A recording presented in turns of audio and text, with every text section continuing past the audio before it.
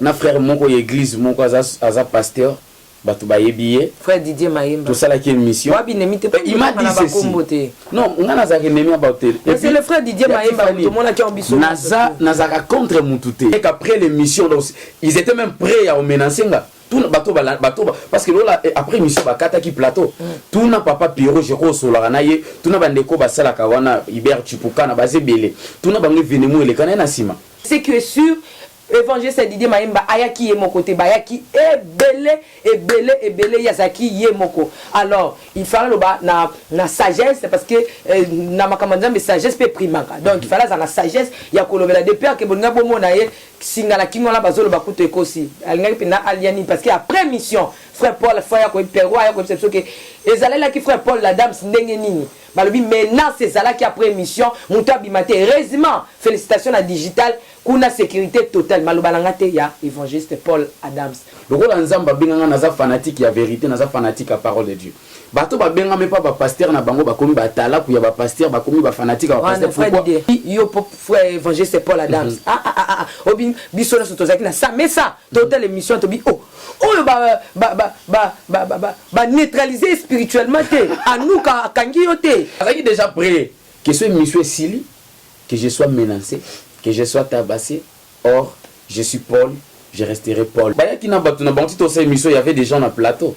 Tout n'a pas Pierrot, il y a besoin de les chandeliers, place Bozalaki. Besoin d'aller boire côté, il y a toute vérité. Na en gros, c'est fille, bah il en a qu'à se fier. Prévané, oui. Prévané, Kalaté n'a pas sabino invitation à mariage, non tout ça déjà d'autres près d'autres et civils là religieux. Donc d'ici là, voilà. D'ici là donc. D'ici là, vous allez voir l'évangéliste Paul Adam marié. Vous voyez donc.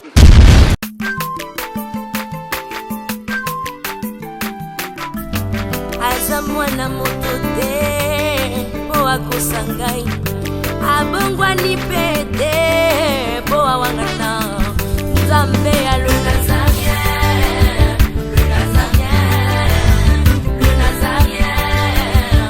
David Nzamba ayebana kitoko kuma mukondima atako babakola ki mafuta na musakolima lelo ya yo bolingo ebatelile Nazareth lipamboli oyo mona na katempeni mama kantelobi kola pie mapapu masope mafuta tokokisi ena elongo na Nzambe oyo babenga na makomi Jésus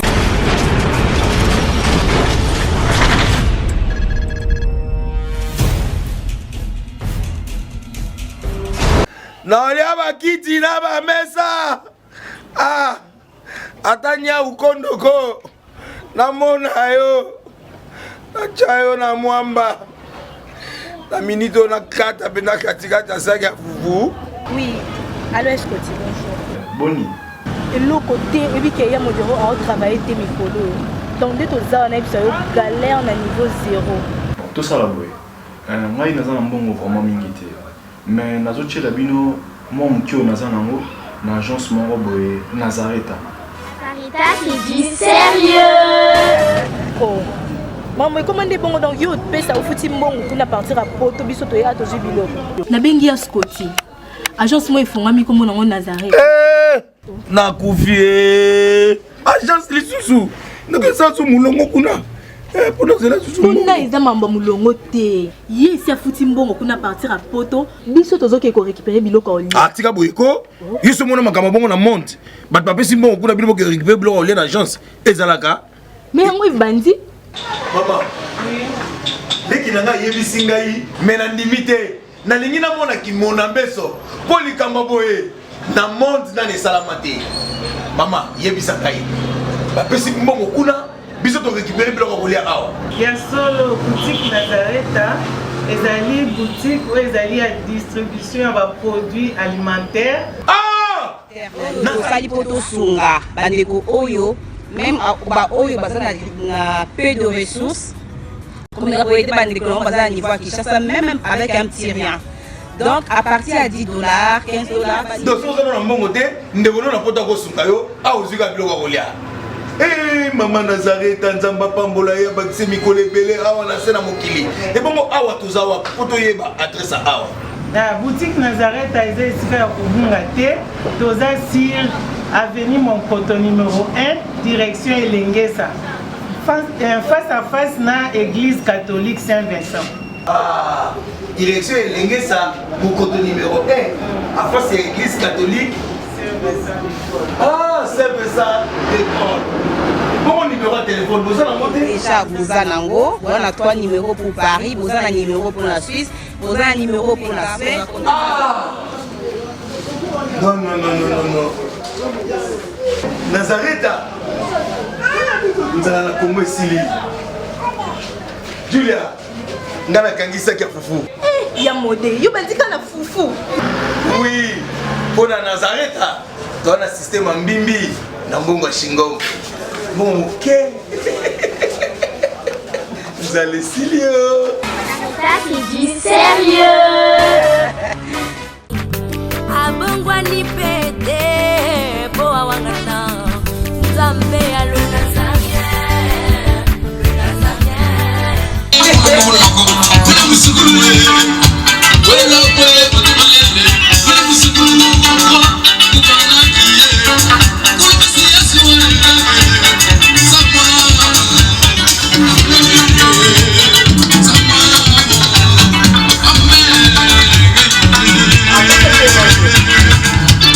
Je vous annonce que je suis ici à Bandal. Je suis à Bandal, je suis venu chercher notre bien-aimé, notre frère dans le Seigneur, le serviteur de Dieu. Donc, Ngala Bengakaye, il y a Paul. Paul Adams, Yende Naeko Luka Awa, tout ça est pas naé, la résidence naé. Je suis dans sa résidence. Je pense que ton solo là est belé. Vous ne tirez pas vraiment dessus. On ne sera pas dessus, par la grâce et la miséricorde de Dieu, pour solo l'Olympe de beaucoup de choses, pas de tout, mais néanmoins de beaucoup de choses. J'aimerais vous dire que restez branchés pendant que j'entre pour chercher.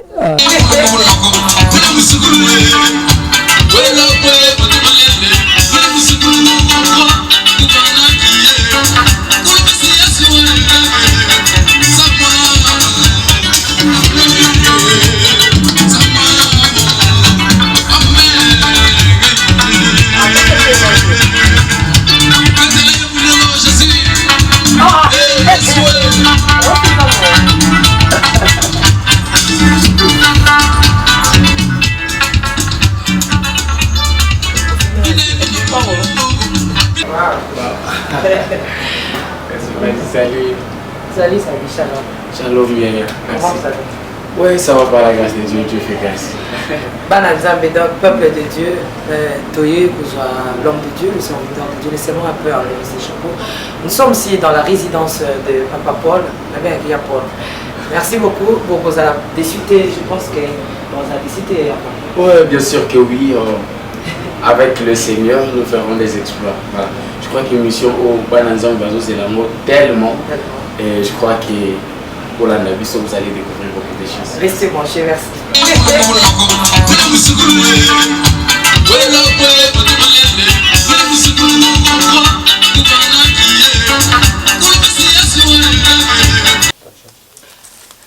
Encore une fois de plus, shalom, bonjour et bonsoir chez vous, bien-aimés dans le Seigneur, et bienvenue sur nazaréentv.com, aussi sur YouTube, le Nazaréen Kinshasa. Je vous dis qu'on est ensemble et il n'y a pas de souci, car Jésus-Christ, le même hier, aujourd'hui, éternellement, c'est lui qui est l'omniprésent, l'omnipotent, l'omniscient, le maître de l'univers. Je disais qu'on est ensemble et il n'y a pas de souci.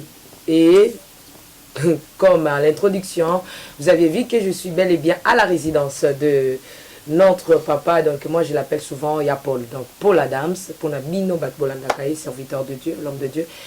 Enfin, tout partager, parce qu'il y a beaucoup de gens qui nous ont écrit, qui nous ont appelés d'aller chercher, d'interviewer l'homme de Dieu, le serviteur de Dieu, Paul Adams. Tout ma question, qu'est-ce qui ne va pas na Katia Moussala, na ministère, na parcours avec le Seigneur. Alors aujourd'hui, vraiment, excusez-moi, il n'y a pas moyen de retourner à la régie parce que c'est chaud. Vraiment, je suis vraiment na senti joie wana yako. Déjà, il y a une question, et puis il y a saluer l'homme de Dieu, le serviteur de Dieu, Paul Adams. Mais j'aimerais dire comme à l'accoutumier, parce que ça ne peut pas manquer, ma pindo yangu, Nabatutu ya France avec la princesse de l'Éternel, la présidente du Parlement céleste député quoi, ma pindo yangu, ikona panda sana. Donc je regarde déjà mon invité spécial du jour à qui je dis shalom, bonjour et bonsoir. Et shalom ya Tiffany, tu peux si banano sur un monde entier shalom, bazolanda biso. Que la grâce de Dieu vous soit donnée, que la paix du Seigneur soit avec vous, que Dieu vous bénisse abondamment. Voilà. Merci. Après Bamboula, parce que va soit quand c'est ngana Paul toye banagate, ngana Paul to solo la gate, ngana Paul. Mais quand on réussit à Nzambe pour la toute première fois dans les Nazaréens. Et Nazane singo tellement, le ya kolekana les Nazaréens, place soit puis bosole lo bamaka, place soit puis mambo malamu salamaka. Et moi et la sœur Tiffany, ils ont l'éloté à Kala. Et je crois que vous allez découvrir tout à l'heure là. Voilà. Merci beaucoup. Vraiment, Nazan et Senghor, il y a pour l'ingé au rassuré Bananzambe parce que soit la vérité n'a pas preuve n'a à l'appui. Mais eux ont juste les commencements et les débuts des choses. Avant d'avoir la question un peu parce que tu as un peu de tout sauf rien. Comme ça mais quand on rassure biso na bato les Nazaréens na bana les Nazaréens na ndak mon maison la biso, je pense que il y a même les anges qui sont ici au bazota la biso en présence du Saint-Esprit que oko pe sabana nzambe vérité pe to lobela ba to nos questions au biso to lingi. Je suis prêt. En tout cas pour aujourd'hui, je suis prêt parce que Nazu appelle et belé. Il y a des copains dans le monde entier. Je suis prêt à réserve à Koloba. Vous savez, il est temps que Bisso Bananzambe toi accepter de mourir pour la cause de Jésus. Parce que la vérité, ce que sa vérité, tu es menacé, tu es torturé ainsi de suite. Prévenez que place Nazala qui n'a pas vendre Nazala soit naté, je fuis et Nazala place au Nazala de l'eau. Vous voyez, parce que j'étais menacé. Après, on va dénoncer, après, on va commencer la vérité. En tout cas, Tiffany, posez-moi la question, je peux dire, sauf rien. Et je serai prêt à vous répondre ici, aujourd'hui. Voilà. Vraiment, c'est comme ça les Nazaréens, ah, biso vérité, vérité, polele. Nalingi na benga on a komboni, na benga yo, ancien magicien, na benga yo, nani. Frère Paul, ya Paul, neto mesa na obenga na ya Paul. Yep saka komoni na obenga une mission oyo, ennemi des pasteurs. Oyo tu as à l'aise pour na continuer mission na ngai. Et comme vous êtes à l'aise, et ça frère Paul Adams. Frère Paul Adams. Frère. Merci beaucoup frère Paul Adams. Première question na ngai ezali, est-ce que vraiment frère Paul Adams vous a délivré? Je suis délivré. Prévenez, la Bible dit que si nous confessons nos péchés, il est juste et fidèle pour nous pardonner et de nous purifier de toute iniquité. Moi, votre frère, je suis totalement converti et totalement délivré. Prévenez ce que je faisais avant, je ne le fais plus. Avant, je tuais et n'aboma sousté. Avant, je faisais des choses terribles comme pas possible. Dans ça, là, je crois. Bandeko ba olanda biso bozalaka branché to l'axabino suite il y a place na banda occultisme opposé bato bazana na kisantu wana to banda na wenza kikonka tito kota na bakati kota l'église catholique bato ba viva et Paul tant azana occultiste vous voyez donc au monde nga lelo na simba bible na onte il est la rabato nyonso parce que kisantu ndeto kenayo parce qu'après mission to zwanzela to kenayo ndeto ke nous à la première descente là depuis ma conversion à Kisantu, je crois que ça sera scandaleux. Vous allez le suivre. Donc moi je suis converti et totalement sauvé, totalement lavé par le sang de Jésus. Voilà. Donc peuple de Dieu, likamba preuve à la plus boutique qui les Nazaréens, les Nazaréens, il y a Paul à l'école, les cabisika nous sabia za délivrer, ceux qui va qui délivrer. Tu habites délivrer la ligne. Bolanda va témoignage né ezanga te na obandela ngol susu awawa parce que Bolanda mais à Monique pour na likamba preuve à la pluie à Kenena les Nazaréens pour les Nazaréens ils aura preuve sans kokata les Nazaréens ils aura preuve nango na ndenge to kitaki na ndenge to bandaki to ke to suis preuve to yena ngo to relaxa parce que les autres un peu doute papa pour la dame docteur ça la voyage na yena qui sentu donc nous aura preuve wana to yana ngo to tiela bino bana na nzambe pour que ba débat mususu ba question mususu to longola yango frère Paul Adams aux acquis délivrés. Ouais. Et j'ai été délivré par Jésus. Parce que le seul Dieu qui sauve, il s'appelle Jésus-Christ de Nazareth. Qu'est-ce qui était en toi c'est la délivrance? Et au moment où la délivrance, c'était la magie que j'utilisais. nazali na magie rouge, magie jaune, magie blanche, et puis na cause à la sataniste, ainsi de suite. Donc j'ai travaillé dans l'occultisme comme étant sataniste, ainsi de suite. Alors toi, comme un moment, basengana bomali bota mobimba, commença par ma mère, mon grand frère dans tout ça, c'est aussi là, natika la ngamoko. De là qu'il n'a que trouvé bon na luka délivrance par rapport à Onazaï nango. J'avais des démons en moi, nazaki na démons en zoto ba consacré na bango. Voilà, donc je marchais avec le démon et par après tant que mission en bango comme une bizarre, en tout cas je dois laisser, je dois abandonner, mais ce n'était pas facile. Natambula d'église, beaucoup des églises pour être sauvées et si m'batenende na nzela il y a place on a comme une église moko awana bandal de là où j'étais sauvé on a autant tout à l'heure là, vous voyez. Donc. Merci beaucoup, mais c'est comme si frère Paul Adam ça vous a posé spirituellement depuis que parce que délivrance par exemple quoi ça fait faut noter parce que délivrance ici là été ils ont la processus mais c'est comme si spirituellement comme il a nous posé la 2013-14 yoka na frère Patrice natangeli ata oboyo loba non Patrice c'est moi il n'a coquille jamais ko banga ko citer comme frère Patrice. Parce que ce Nazal Lelo pour la danse, c'est à cause de lui. À cause de la jamais. Vous voyez, ceux qui n'ont pas Lelo, comment prêcher. Parce que, voilà, on a mis un témoignage. Il y a une église au monde en place pour la danse, prêcher parole de Dieu. Et donc, je salue mon papa que j'aime bien, le frère Patrice. Aussi, Bokabouanit. Kokabouana, c'est trop dire, hein. Non, mais car on a 2013, comme a 17 Boukabouani, la personne qui t'a par lui, le Seigneur Jésus-Christ t'a délivré.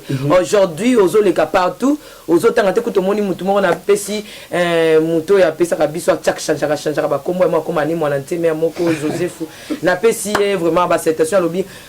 Ah ouais, lobaki c'est vraiment bizarre papa Paul. Bozo mais ma peuple de Dieu wapi. Hein?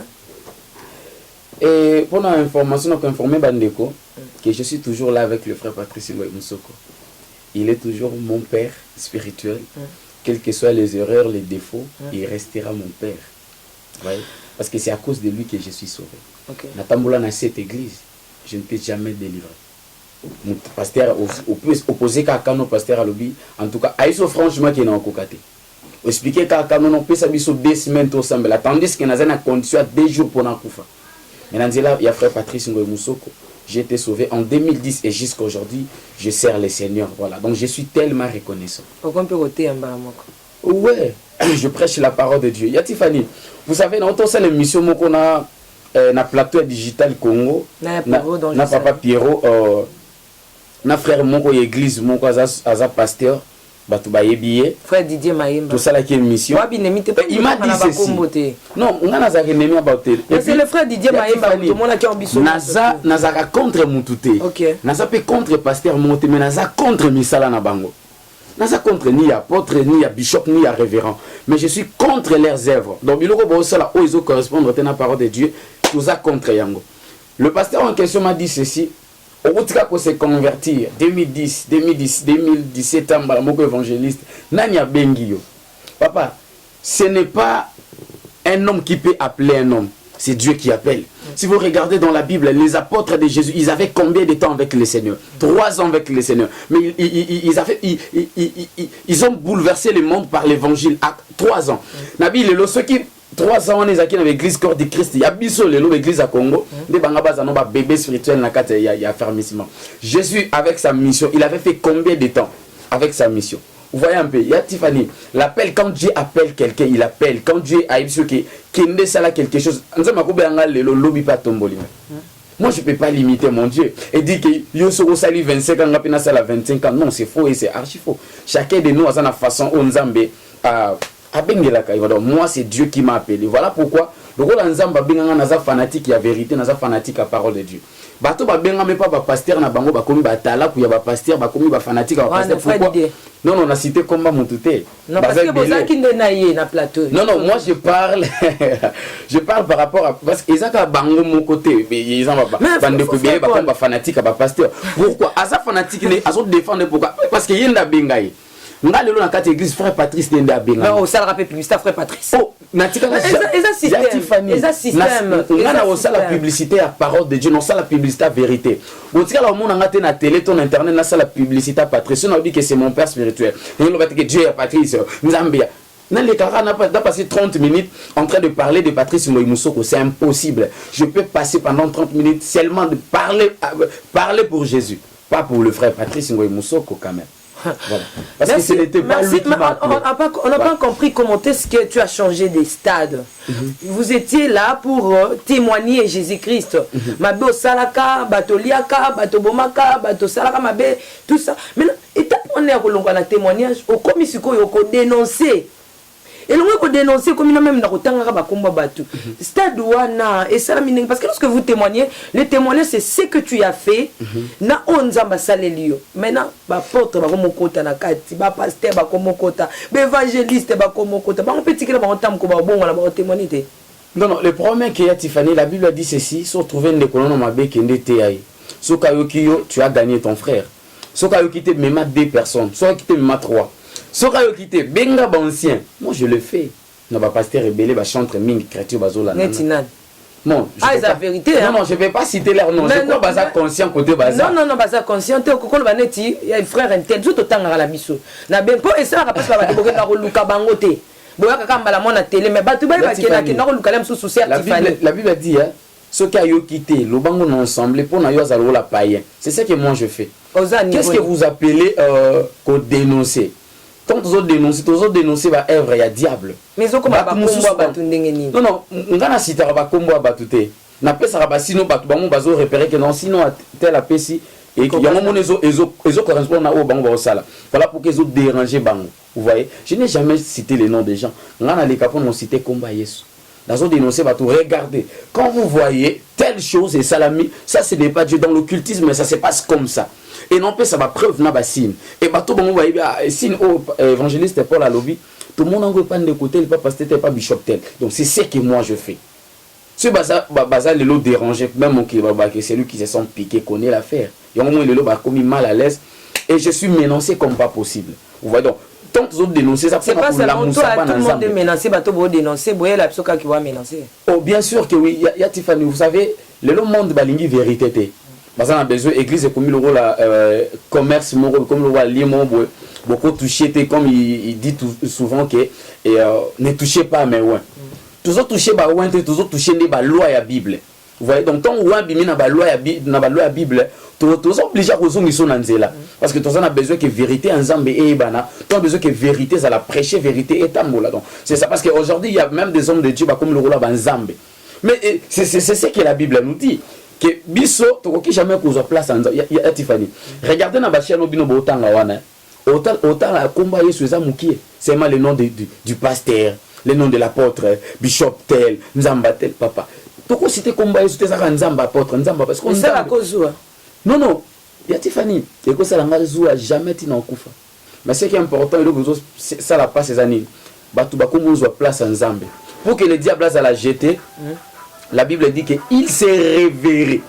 À se révérer à comme on a place en Zambé. Et voilà pourquoi Dieu l'avait jeté. Vous voyez. Donc, il y a besoin de adorer ma pasteur.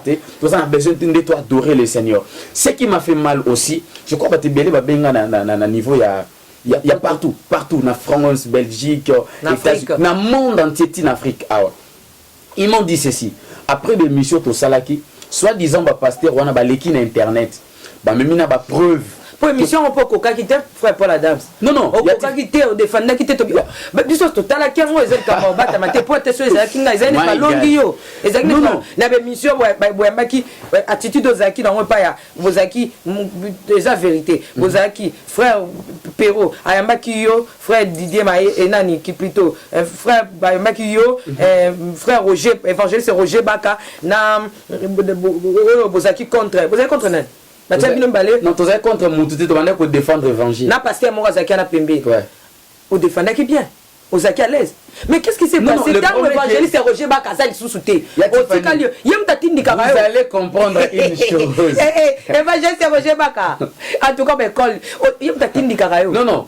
Vous allez comprendre une chose. Émission Nazaki jour Rwanda. Ezaki émission Nangate. Naki ko bakisama ba pépé. Émission ya pasteur il y a frère Roger Baka. Et le pasteur Roland Wazakiwana na papa Pierrot. Donc là c'est juste car deuxième émission, c'était maintenant que c'était là où j'étais invité. Papa Roger Bakazane est vraiment concerné par rapport à tout ce qui s'est passé. Vous voyez, ne baloba qui tous les cas, na bato ba ko défendre l'évangile, bon ba ko défendre pasteur na bango. Non, moi j'étais avec le frère Pépéro, frère Pépéro le beza qui ke bayamba yo évangéliste Roger Bakana frère Didier. Papa Roger Bakazala qui te poani. Non aussi ça te, biso vérité za nango. Frère Pépéro na émission nanga alobi boye que l'air alobi na frère Didier Mayemba, frère Didier Mayemba bi que non na ko banda na bango mi balete directement parce que évangéliste Roger Bakazala ko la perroquet, arobando lo baloba na maîtriser bango mi balete. C'est mieux banana moko na beta moko siko moko mususu ba Yesu te poani te fala banana moko on a tout ni po batula est-ce que bozongo mais alobi boye il savait que ba ozonga susu te voilà mais ayeba ki ke ba ici o banana frère Roger Baka peut succès na bité frère Roger Baka ko za débat likolo il faut na banana na Paul Adams là ba zui yo frère évangéliste Paul Adams obi biso na sotozaki na ça mais ça total émission to bi oyo ba neutraliser spirituellement te à nous kangi yote mais qu'est-ce qui s'est passé franchement c'est aussi défendant qui bien te hein frère papa Paul Adams to lo ba na vérité qui batila que ba soda na CT tout batila que mundu qui boité vous savez ba ya kina batu na banti to ces émission il y avait des gens na plateau tout na papa Piro yebisa ah ezaka frère Didier est monté ezaka monté parce que na batu na plateau et bref année qu'après l'émission donc ils étaient même prêts à menacer nga tout bateau parce que là après mission bakata qui plateau tout na papa Piro je crois sur la naie tout na bandeko basala kawana Hubert Chipuka na basé belé tout na bangi venemu le kana na sima après avoir émission si là qui c'était bizarre bitumbe bimi ils étaient prêts de me menacer donc parce que moi na digital il y a la sécurité comme pas possible il y a la sécurité comme donc ah non Dieu est merveilleux il y a Tiffany sur moi na plateau j'avais beaucoup de réserves. Vous étiez seul? J'étais seul avec moi. Donc tu étais comme Élie et les prophètes de Baal. Bien sûr que oui. Non, mais je ne peux pas dire que là-bas, l'évangile c'est Didier Maïmba, Paul Nani, Baal. Hein. Non, on a vu que parce que par exemple, Zaki Belé, il y a Zaki Yomoko. Mais bisous na plateau. Ils étaient venus même avec Claire caméraman. Ah bon? Na plateau digital, comment tout n'a pas vu ça. Donc, Bazaki déjà prêt que ce monsieur Sili, que je sois menacé, que je sois tabassé. Or, je suis Paul, je resterai Paul. Pour la Bible, a persécution comme pas possible. Azala menacé plus que moi aujourd'hui. Vous voyez donc. Soit Nazala qui wana, ya Tiffany, Nazana besoin de défendre l'évangile. Et j'avais des réserves. Nazana va conseiller. Nana conseiller juridique. Nazana va bateau va conseiller rapport. On m'a dit ceci, papa, quand tu seras là-bas, sois prudent. Soit question telle et Zala m'a répondre parce que mon cannabis, la tuerie, c'est un facile. Bref, année que tu écoutes dans mon bébé, on a domaine en tout massage. On a qu'elle pour défendre Jésus, on défendre l'évangile. Tout peut ça bassine. Regardez ça. Bah tout le défendre Batuna Bango, ce n'est pas un problème. Et on a qui donc j'étais posé. Dans ce Hollandais mission là, j'étais tellement posé, plus que posé. Vous voyez donc. Qui posé non, je crois que vous allez comprendre. Moi, j'étais posé. Je n'étais pas trop agité. Bref, année que j'avais pas beaucoup parlé. Pourquoi tu as tenté? Na invité comme journaliste à comment poser ma question. Parce que moi je m'attendais à ma question, il y a papa Pierrot ou hasard journaliste à inviter. Maintenant invité à comment poser ma question ou la journaliste. C'était un peu bizarre. Il faut comprendre bien, donc tu étais menacé. Oh bien sûr que oui, parce que cette mission moi il y a menace. Après mission, il y avait des gens. Moi j'étais venu seul avec mon Dieu. Vous voyez, bon. Voilà. Est-ce que c'est vrai frère Didier Maïmba, vous aviez menacé l'évangile c'est pas évangile c'est Didier Maïmba oya kina batu bozaki na batu na sie na bande bazaki plein na Nicolas plateau plein heureusement digital batu bazalaka sécurité zakunable siko batu ane belé boya kina ngo contre mutu moko frère Paul maloba frère Paul ya évangéliste Paul eza maloba li Nazareth yango azaki à l'hésiter pour qu'à défendre Jésus-Christ pour ya ko défendre apôtre Léopold Mutombo c'est vrai point d'interrogation il faut répondre mais papa Paul tous les cas après ça ton moni au tikali kimia et choqué yo tu étais déçu tu ne t'entendais pas de ça voilà au final le bloc a bon temps bokenda il faut s'attendre à tout hein et émission ridicule parce que par contre l'exemple même là TV par ci par là bah l'équipe émission et choqué yo non ya Tiffany moi je ne peux jamais être choqué on t'a gagné hein non même pas ya Tiffany ba gagner Yesu nanga mukoli Yesu nga okufa Moukoyeso akufa wana mona que non en tout cas carrière ya Paul Adams et Sili. Mais tant que Jésus-Christ est vivant, carrière est aussi là jamais. Vous savez, comme vous disiez que Natikali Kimia, c'est un peu dur. Hein? Obi après émission on a eu une invitation comme pas possible. Appel dans le monde entier. Après que ça la émission tout ça na digital. Na eu appel même il y a des journalistes musu ya Congo ou Hollande pe biso. Na ba chaîne télévisée pe ya minene. Je me suis dit non, je dois un peu parce que après émission on a été poursuivi mais lancé ainsi de suite. Ah bon? Ouais. Après 2 jours na yiki kokima. Na yendo koma na kinkoli na suka. À cause ya ba menace pas to ba te menace on bimela wapi. Réellement bané ba osalango. Preuve année après wana na pesi mbote na ba na OPJ kilolo ya maison communale à Bandal. Na ba papa nyonso ba ida kinga la police ya commune maison communale à Bandal sinon j'ai vomissé du sang de 8h à 12h. Oh, j'étais mourant. Après émission Anna. Bien sûr que oui, j'ai été kidnappé. Oh, vomissé qu'on a dû c'était dû à quoi? J'étais enlevé. C'était de 22h à 2h du matin. Toké na 23h ti menace wana torture kota Kari Grèce na kati kota fleuve. J'étais menacé ba beti donc tellement que on m'avait piqué ba tenga tonga. Tina bundana ki ba kotika bazoki nyonso na zaina mo.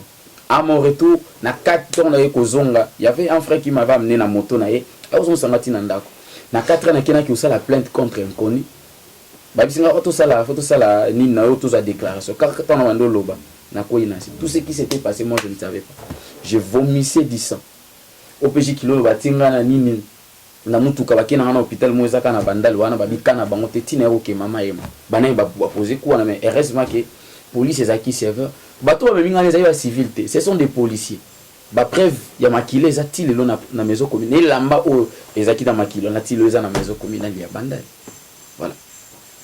C'est vraiment triste, mais il y a Paul évangéliste obi que aux ans trop jeunes.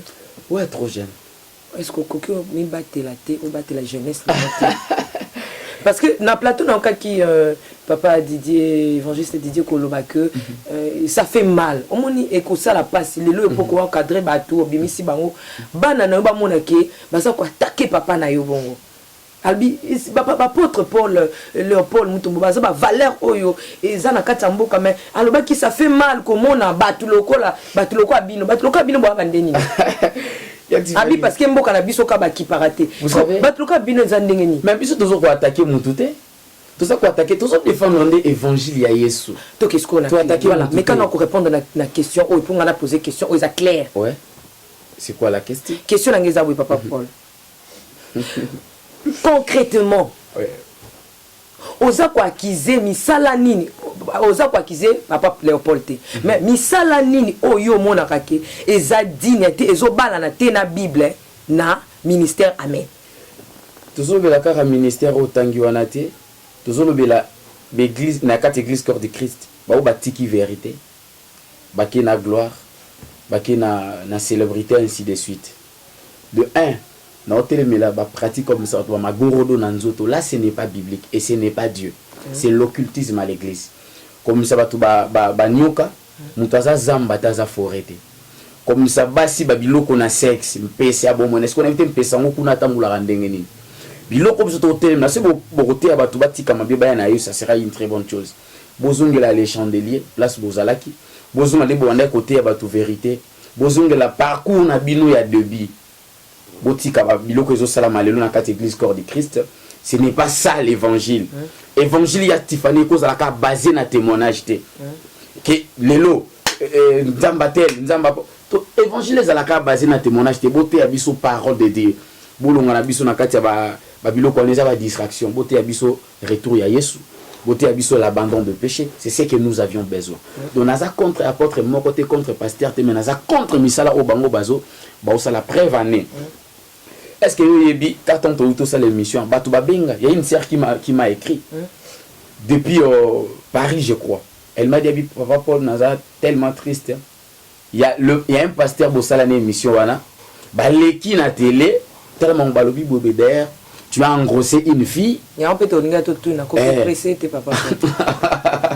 Voilà, même moi, il y a même bureau, il y a l'église de la place, Babenga Kinga, ça fait un dossier.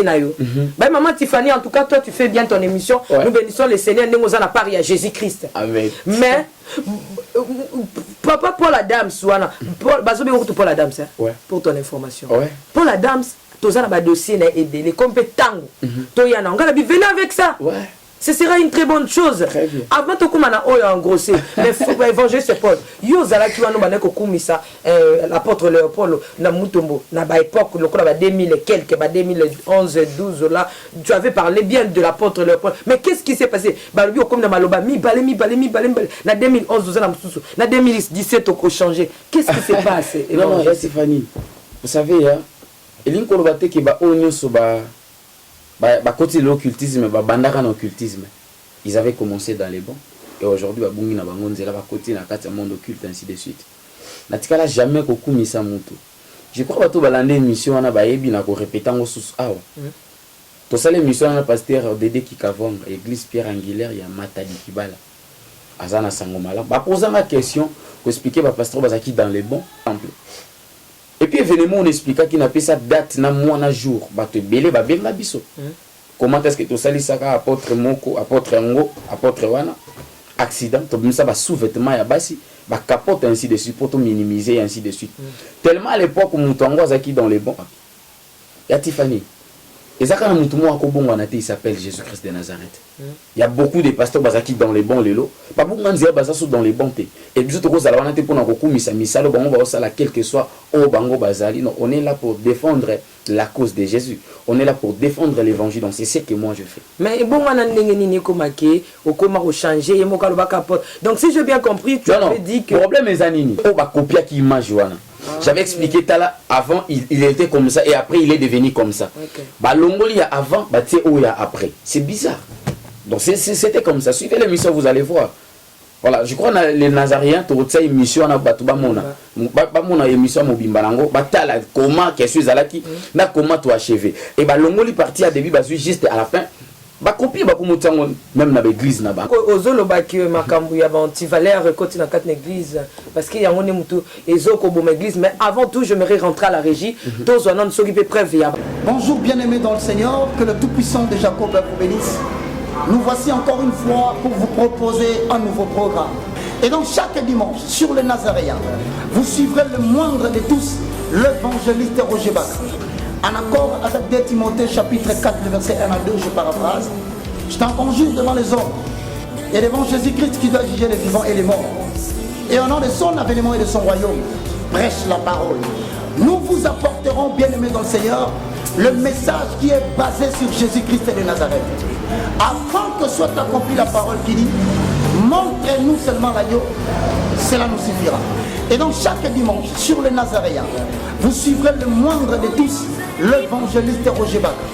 La prédication, afin que le peuple comprenne la profondeur, la hauteur, la largeur et la surface même de la profondeur de l'infinie grandeur de Dieu qui a été révélée dans notre Seigneur Jésus-Christ.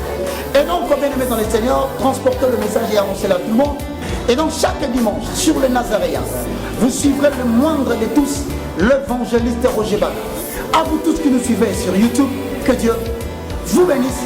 On se retrouve le dimanche, chaque matin, avec une prédication de Jésus-Christ, afin d'éclaircir les Écritures, d'ouvrir les yeux des enfants de Dieu et de permettre à ce que le peuple sorte de ténèbres pour aller vers l'admirable lumière de l'Éternel et recevoir ainsi au travers de cette prédication l'héritage afin que tous les sanctifient. Que Dieu vous bénisse.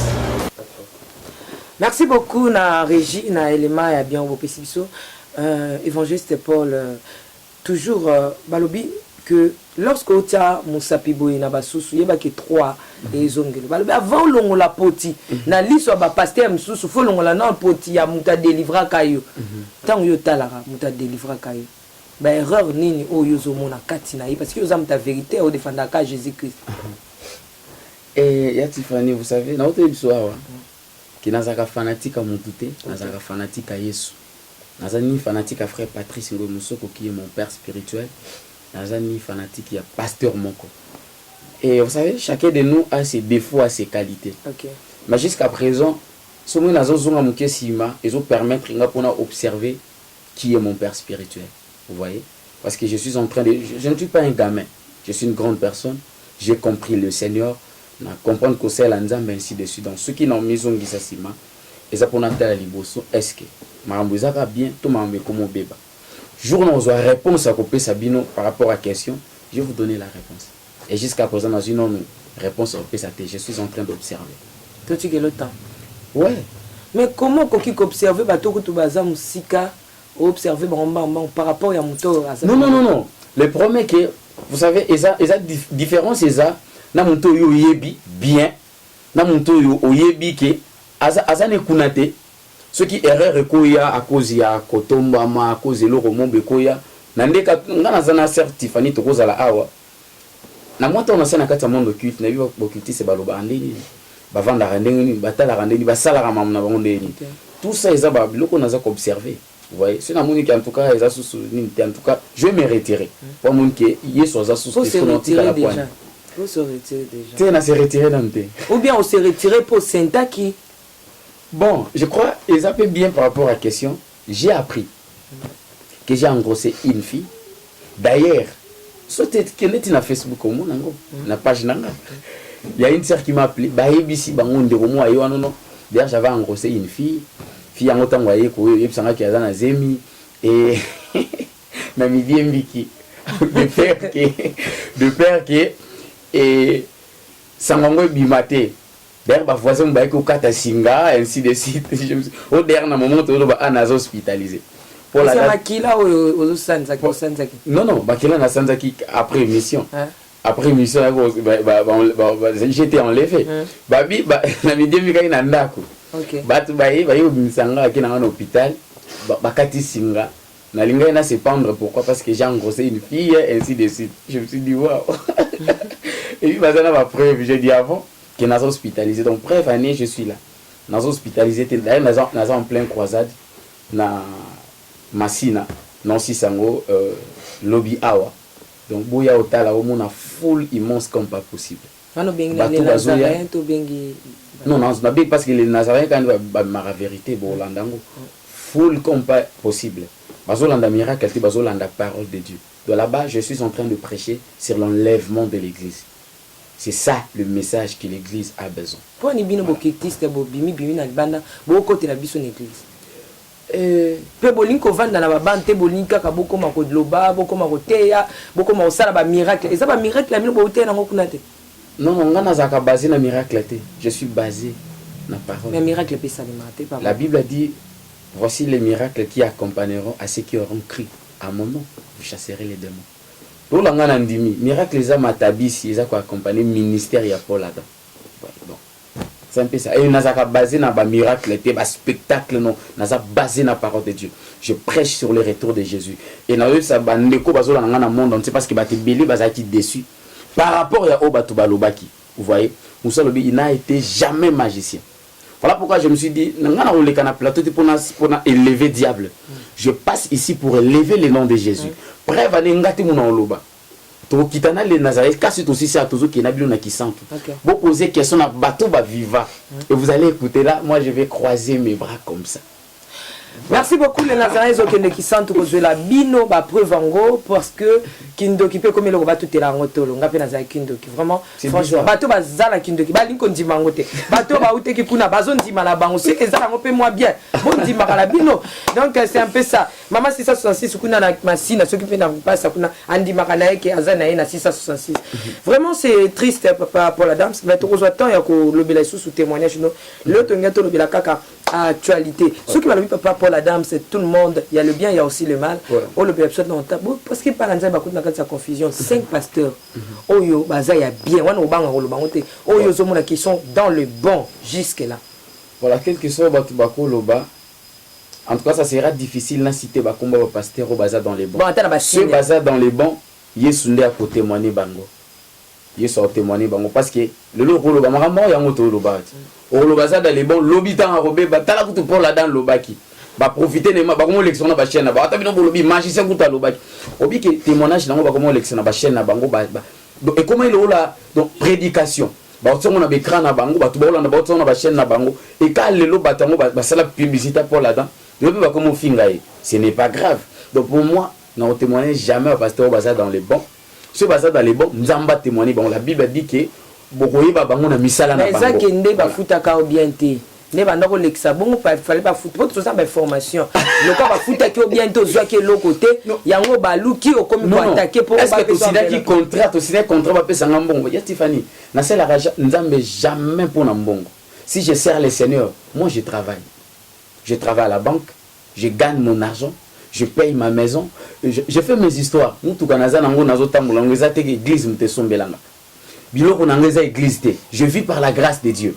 Donc l'église à Congo pour qu'une église au sali croisade na so payer $100 aux a même pas bon refuta ndako n'était sans comprendre la Tiffany tant son carburant côté ça ya mbongo si nous faisons l'œuvre de Dieu c'est pour que les âmes soient sauvées attendez to sala bonasima na suka to ganeni ce qui est important que ba nanze base à la sauver bah ya Tiffany parce qu'il y a pas moyen de citer les noms na sala mission croisade mongo na lemba poka momango internet ezaki au katana sinon bonga bomona ba image wana un pasteur à côté la latine église to bunda en pleine prédication un homme de Dieu to bunda pourquoi parce qu'il a dévoilé ba secret wana par après ba apôtre ba bishop ba révérend ba évêque ba comme benga non sous on a besoin ya mbongo to peso mbongo mutuka to peso ndako to sombelo mais à une seule condition au kata ko témoigner mais oza ngozo luka to peso ngasi sinon c'est la nzambe ce n'est pas pour l'argent mais parce que pour mon paiement qui au kata ki penza au dozaki vous comprenez 2017 au peli sous so bike bongo ba pesa kinga isili na yesu na kata libulu na attaquer bango na zwa non le premier que na paiement quitté ya tifai na koza na sali croisade awa pour la dame va na esika marote je peux être nakoki na bandundu nakoza na chikapa nakoki na kenge nakoki na Kenya ainsi de suite donc nazo tambula tant na zungi na Kinshasa il faut na sala musala muto aza appelé partout pour le café impacté tant na zana Kinshasa faut Kinshasa yeba ke muto tel azali un an de Dieu non to provoquer muto te nous prêchons l'évangile nous prêchons Jésus voilà. Aujourd'hui, parlons un peu de ce monde à dénonciation et comment ça m'a pas dénoncer bah œuvre satanique. Moi moi que c'est comme si vous autres chaque pétrole et qui ici dans votre église dans là et qui c'était beau qui ici votre église les kitawana ya évangile c'est ojebaka ya babino ya ba misusu bobimi belé bino tout même te se pose le foot Tony ngapi mko fona comme dénoncer pour foot ngai bo qui ici votre église bo pengu ici batu bobo ici ba pagano ba bon ngola mitema bola kisi ba tuka ki ba pasteur ba mabe évangéliste Paul Adams qu'est-ce qui se passe otala ngona lisu nini bo mo teke bo ka seke bo sali la Yesu neti Paul kombo la tazaki Saul andoka sa sala bola mpona Yesu nzoka ndaba ne ko mukolo kola bimela bi Paul pour la nini ozonyo kola ngapele ona tu non évangéliste Paul Adams pour ni ozonyo kola Yesu nazonyo kola Yesu te mais nazo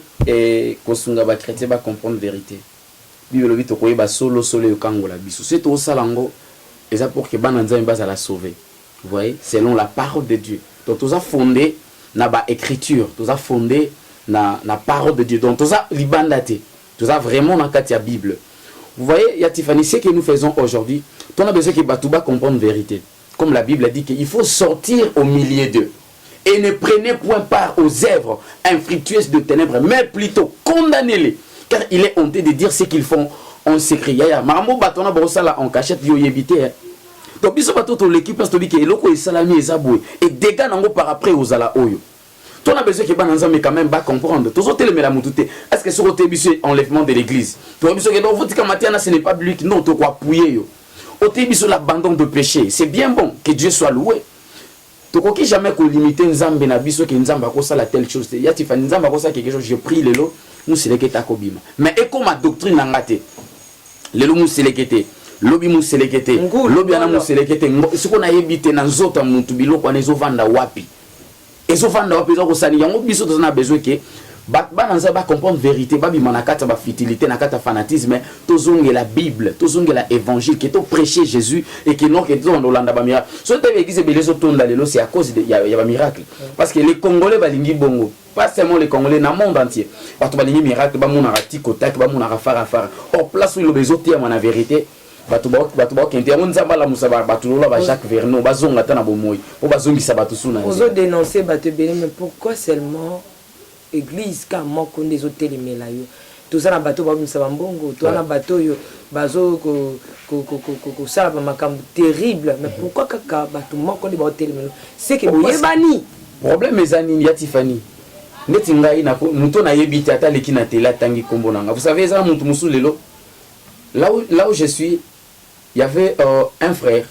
Azobite la masolo non, évangéliste Paul Adam c'est mon cousin. So andobite la masolo nango kanza ko tozara na yi. Okabatu ba tondi ba yokai. Asana besoin à son moins renommé na yi.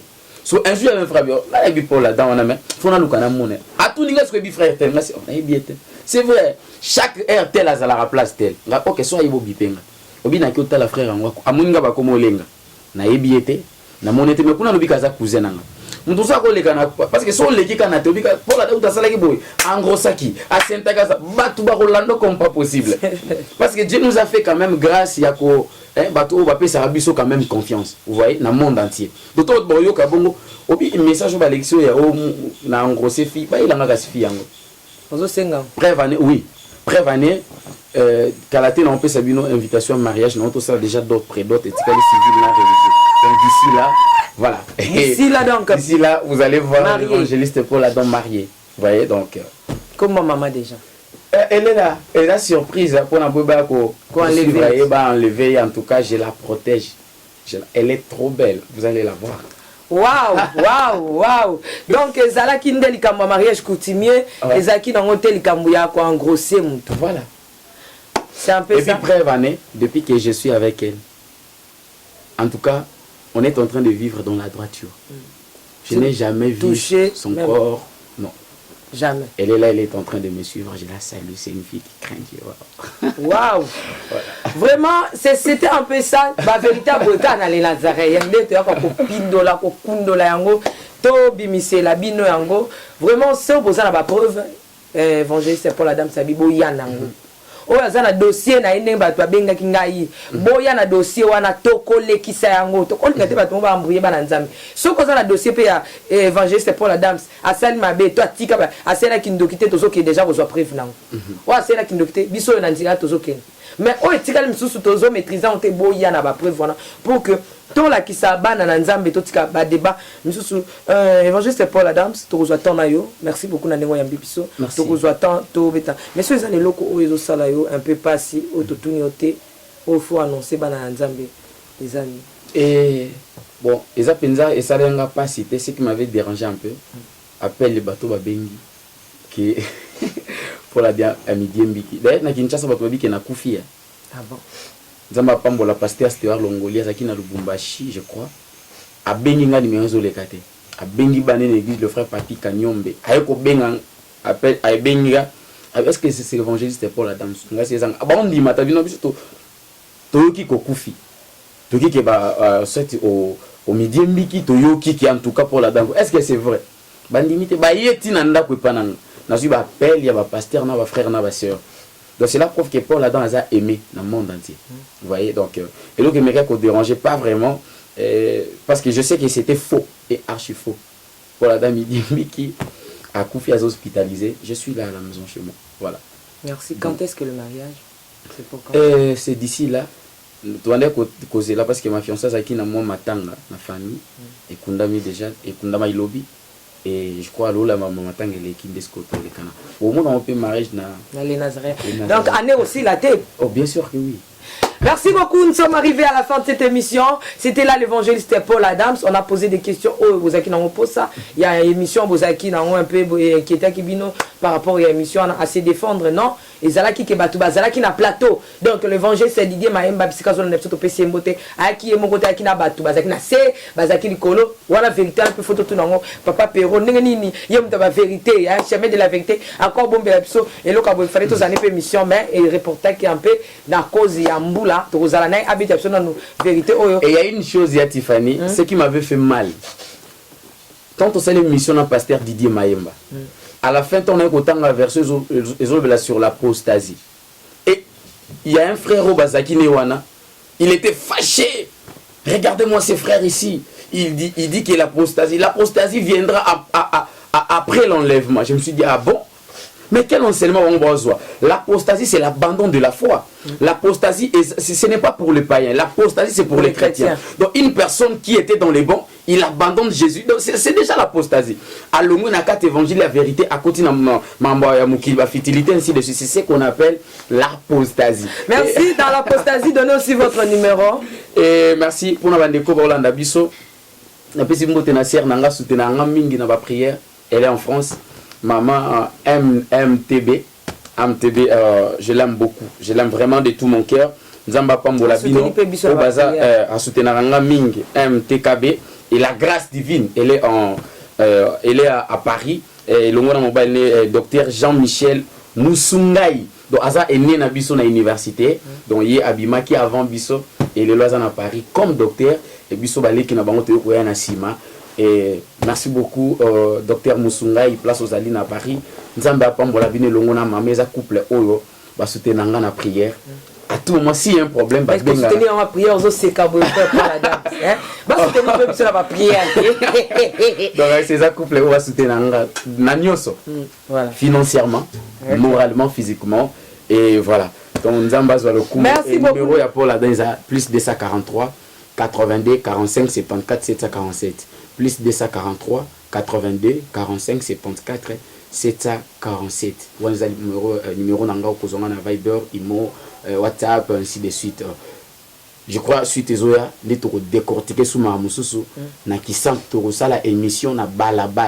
De là que vous allez encore comprendre beaucoup de choses. Que Dieu vous bénisse. Le Nazaréen et l'évangéliste Paul Adam, c'est le frère Paul Adam, c'est n'engabeto bingi de l'émission. Na katia qui sent tout, preuve à l'appui. Nulle part ailleurs, na le Nazaréen na bata ba yengi. Pour la makambo o eta la vérité na série, il faut ozongi là na parlement céleste pour que ba lobela yango. C'est un peu ça. Donc nazo beta CT bande ko bobenga kimingi émission là évangéliste Paul a décevoir biso ba gagner ba zotaye partout ba bio kisi biso soni. Non, alobi ezalaki azaki à l'hésiter. Mais néanmoins lui a se défendre qui, mais c'est que sûr évangéliste Didier Maïmba ayaki ye moko te bayaki ebele yazaki ye moko. Alors il fallait na sagesse parce que na makamanda mais sagesse pe primaka. Donc il fallait na sagesse ya kolobela depuis que bonga bomona ye singala kingola bazolo bakuto ekosi alingaki pe na aliani parce que après mission frère Paul frère ko perwa ya ko c'est que ezalela ki frère Paul la dame ndenge nini balobi maintenant c'est ça là qui après mission muto abimate heureusement félicitations à digital kuna sécurité totale malobalanga te ya évangéliste Paul Adams.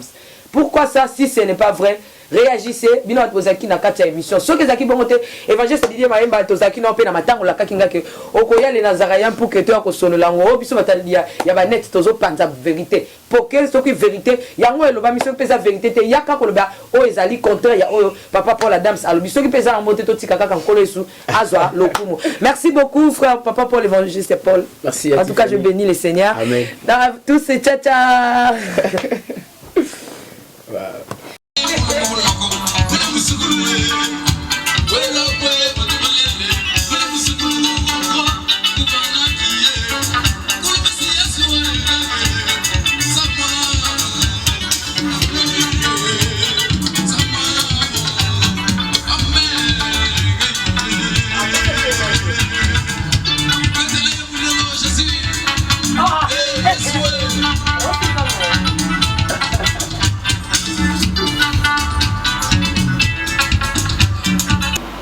Il y a 25 mètres.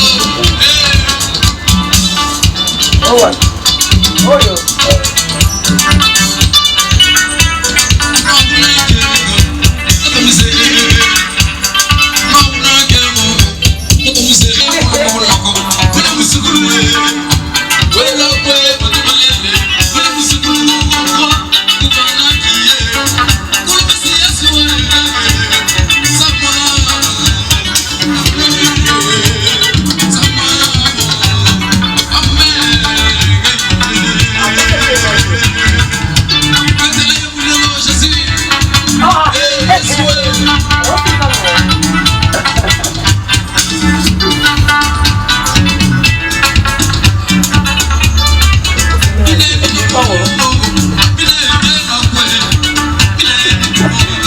On a machine.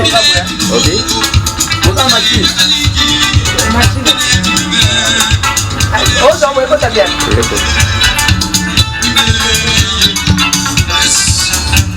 Ah, donc on a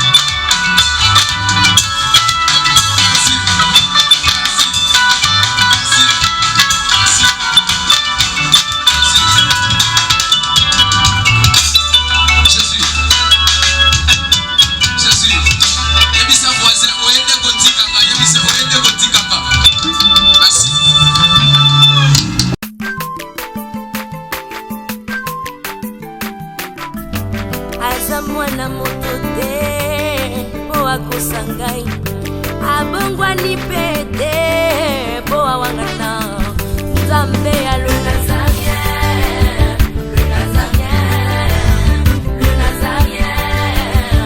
David Nazamba